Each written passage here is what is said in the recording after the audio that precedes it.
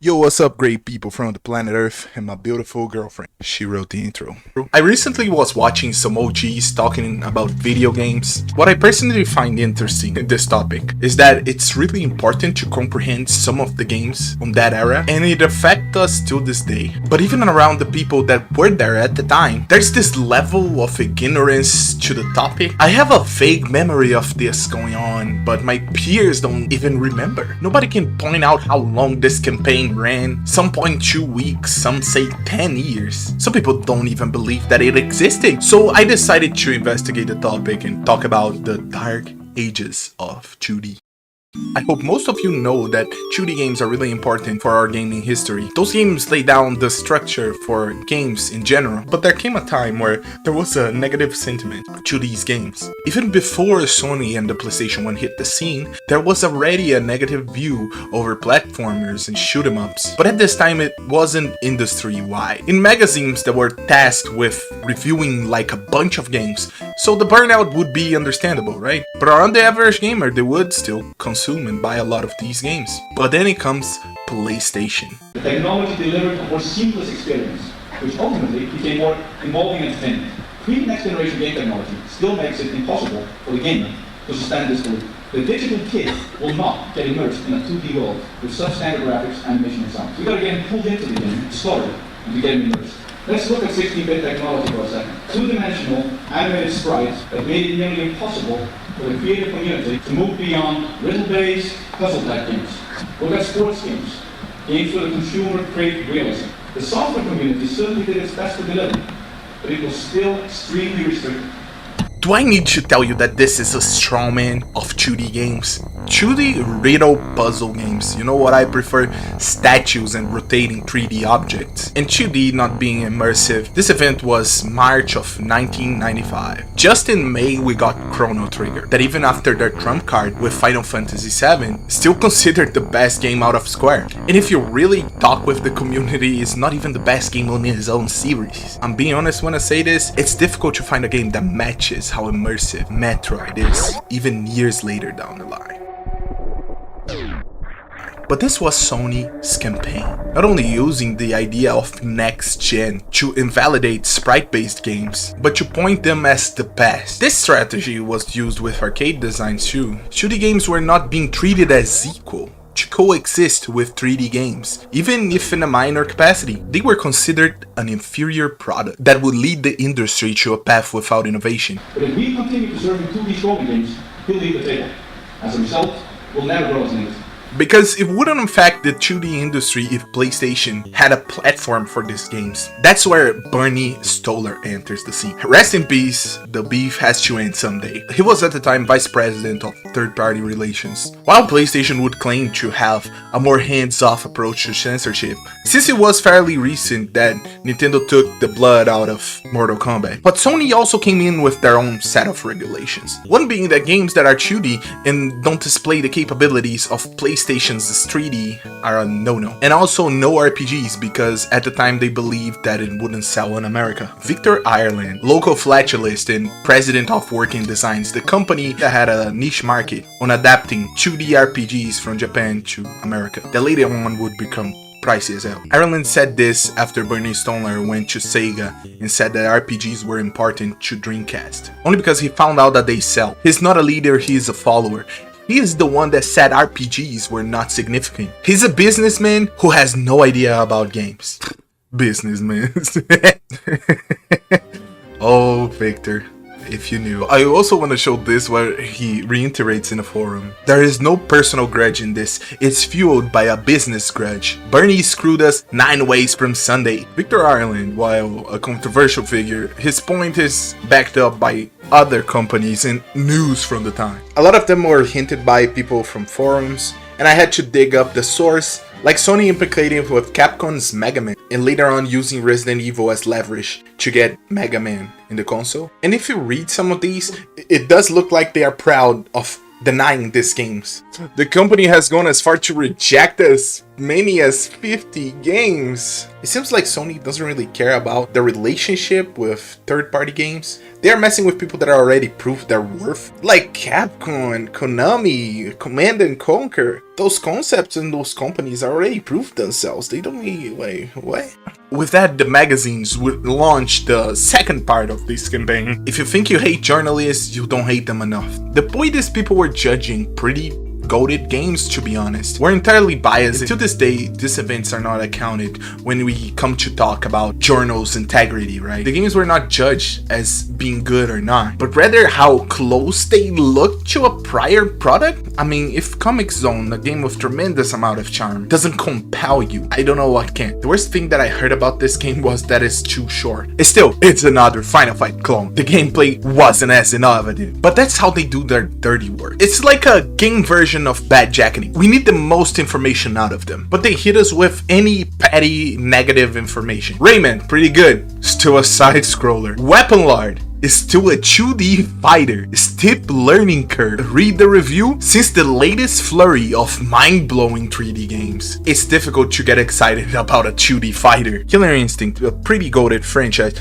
is still another 2D brawler. New combo system, but the rest is pure Street Fighter. You realize that some of these are genre staples, and straight up the reason why you would buy these games. Batman, walk left to right, punch and kick. Chrono Trigger, pretty good, but the same old RPG walking around. So ignoring the genre stable is 100%. Meanwhile, later on, Final Fantasy 13 would be judged as a too linear? Oh god. And this is the closest you can get to talking about Hagane in a negative way and not going straight to hell. Just another mediocre action game. I heard directly from people that own retro online stores that people ask for this game constantly. But apparently, this is still a ninja action game. Be prepared to play the same stage over and over again. It's difficult to take this medium serious when nowhere in this page has a reference to Keita Amamiya, who did the designs for these games, and Kamen Rider. Journalists not valuing the artists that come to our medium, thank God.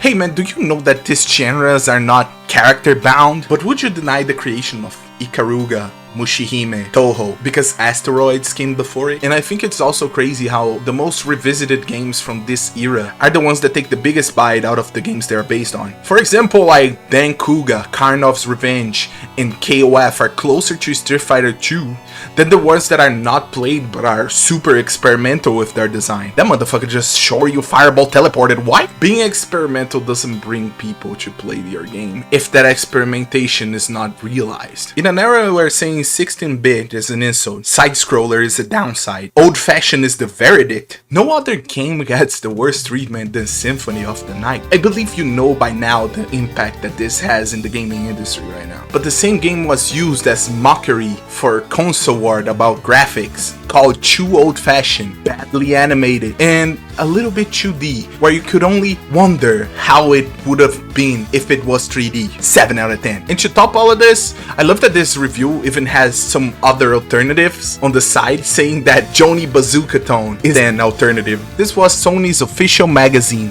on the United Kingdom, known for its great mature reviews. Meanwhile, in a section in later issues, we see them telling you to directly avoid this title. Thank you. That's the closest I can paint a picture for you from that era, where you actually would find a gamer that would downplay a great experience of a game based on a review they seen from someone else without ever playing the game. How long we came to. And that would create this level of distrust in the 2D industry, different from Japanese market where both of them were allowed to live alongside each other, and we actually see no slowdown in the industry. Seeing that a lot of big companies like Konami wouldn't meet sales, and right out of the bat you would have to deal with a bad score. Those games would slowly disappear as we know it.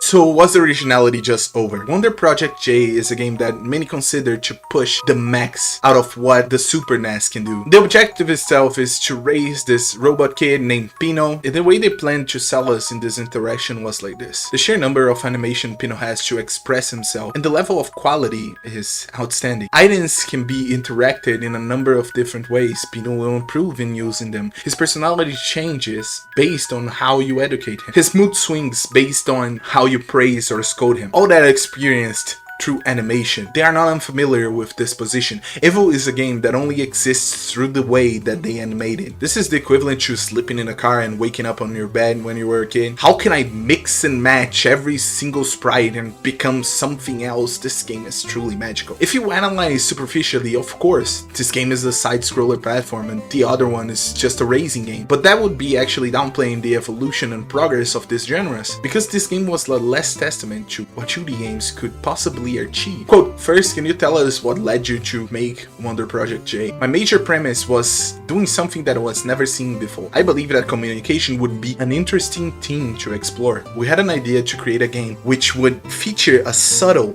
intricate level of communication between the player and the on-screen character. Wonder Project J is not like the earlier Pac-Man 2 adventures. It doesn't matter how many times you put Pac-Man in the same situation, he will never really learn from it. In the same way with point and clickers, the interaction are limited to their faces. Let's be a little blunt. I can't see this game evolving to become a Sims kind of simulation. It's obvious that the first scene is totally possible to be done entirely in 2D. In the Dark Ages, it's not that the 2D games disappeared, they kept their life in the portable devices, in a way reassuring the biases that they weren't up to standard of big consoles. But that's not what Metal Slug Dev thought. And speaking of which, the animation patterns are extremely detailed. Akio, I think that's what it takes as a 2D game to compete with polygon games today. Later on, another developer. Right now, polygon games are predominant, but the polygons are merely an aesthetic choice, and that isn't our goal. We want to keep exploring the possibilities of side-scroller without getting hung up, whatever if it is polygon or 2D or not. And let me show you a last interview with the Symphony of the Night devs.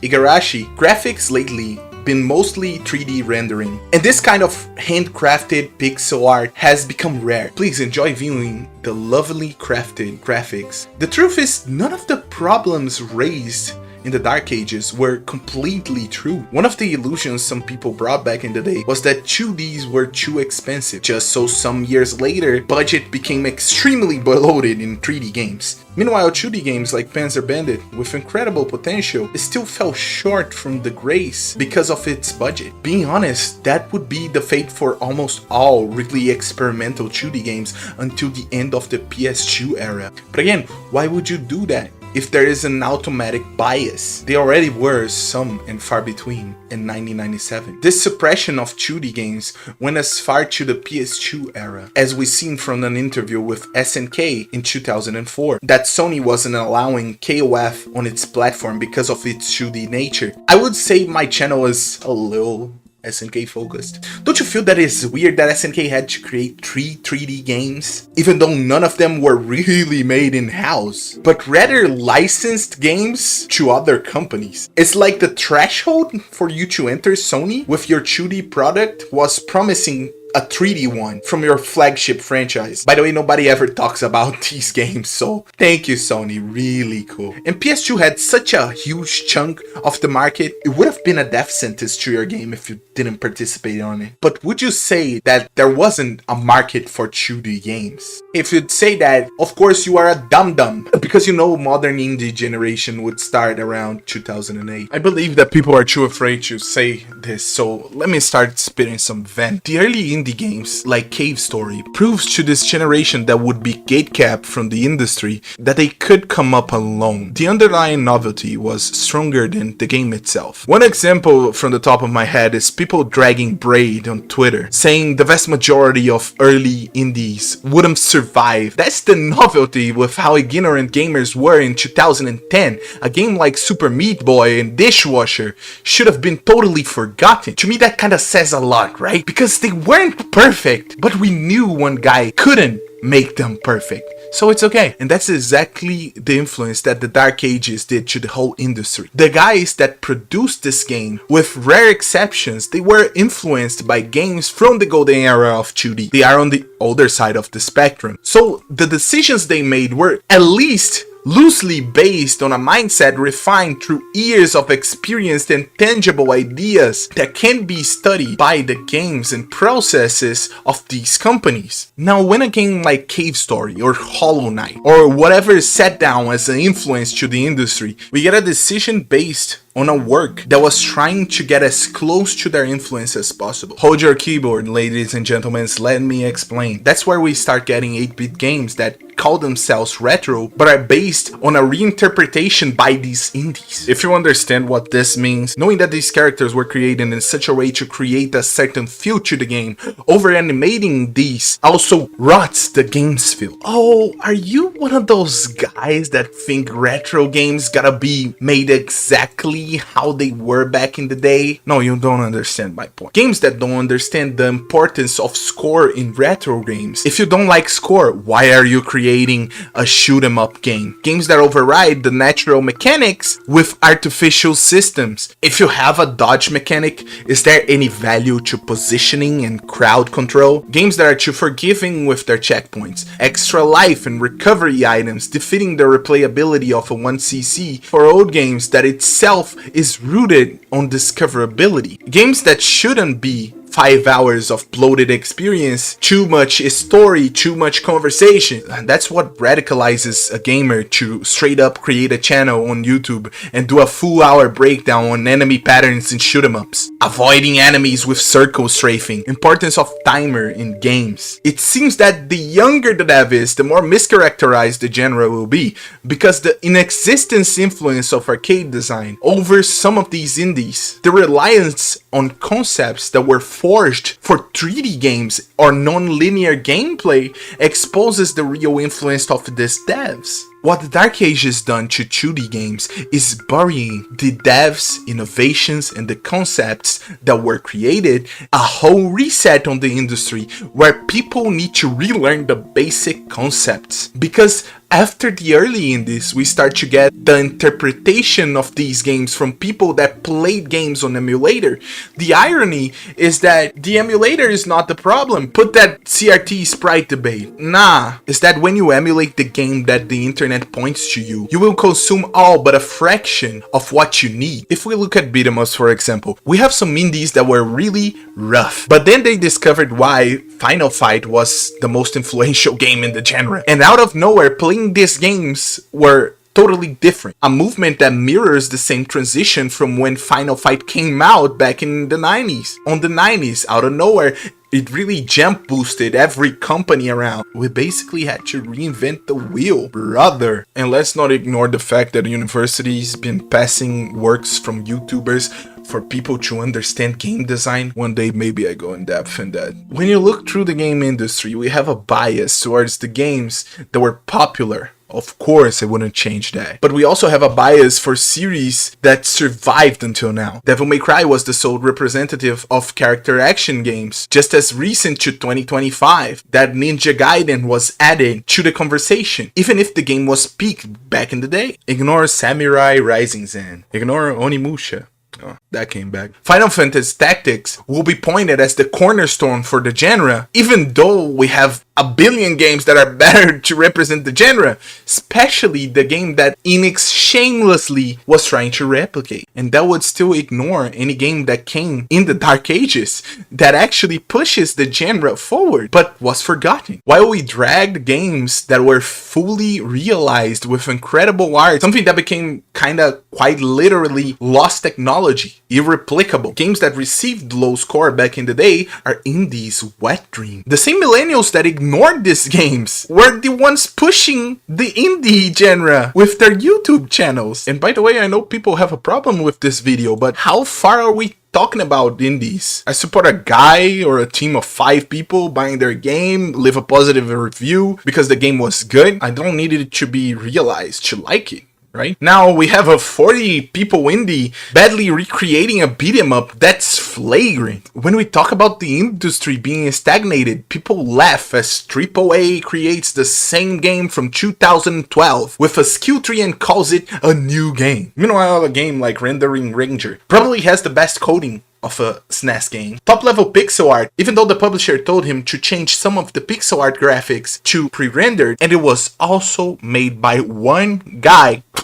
The Metroidvania roguelike deck builder, depressive topics, LSD visuals with spikes as the only obstacle, collects straight V-Bucks. Think of what indies made with dating sims. What was the fresh take on that? Breaking the fourth wall, messing with the game files, and always dating some inanimate object and its refusal to create something that is not irony poised to its veins. But now, how do we defeat this stagnation? Normally I have a say amongst my friends. Sometimes I think people really don't understand. Cuphead was a prophecy. Going back to the interview, I think this is what it takes as a 2D game to compete with polygon games today. Some people say that lightning doesn't strike twice. I think it's peculiar how Cuphead is the same genre, has the same approach, and it had the same, if not more, level of success than its predecessor, even if being a game on a shorter side. The sequel to Wonder Project, according to its director, we created for a single character's action, was the equivalent to or beyond what an animation studio would do. Taken together, I think we animated the equivalent of 30-minute anime episode. Its success and its genre-defining nature is questioning the nature of its animation. How far can we go to create a new experience on this old genre? It's closer to representing a perspective than really creating a new way to play from the ground up. If you look enough, you will find a game that would be an entirely new take on the genre, but it seems too much to animate. One example would be how Team Ico tried to match the gameplay of Shadow of the Colossus with the vast expansion of animation with this dog bird, or how Capcom planned to redraw characters in Dungeons and Dragons just to add a different weapon for the character, and later on they would use the sprite layering method to give Leo different weapons. Every game that I brought had this approach. The variety that you got in Symphony of the Night cannot be represented without it. Cuphead didn't recreate the genre. It's not even better in gameplay perspective from Contra or Metal Slug, but its visual presentation, the boss animations, is something that made this game surpass just a game realm and become a hit cartoon with the children. All that because they sat down and animated these bosses in a visual style that requires this amount of attention. The one that could rival polygon games. In a time where the industry has motion capture as its standard, with that deep-rooted connection to Hollywood stars. When AAA games look blurry and are overall ugly and crowded. When every project takes 8 years to make, the throne is up for grabs. The impact that what I believe was a propaganda campaign is unquestionable in the industry. Not just in terms of game, but in terms of control. If they did this to the whole industry, who would say that they couldn't undermine the influence of Japanese games in the 2010s? Funny enough, one of these outspoken people were Philfish, creator of Fest, and based off this original indie influence. What is it about Japanese games that inspired us? Recent. Recent. I'm sorry. They suck. I'm sorry. Like, you guys need to get with the times and make better interfaces and like. If somebody says that about literally the carries of the industry, what kind of influence he had when creating his own game? Thank you for watching.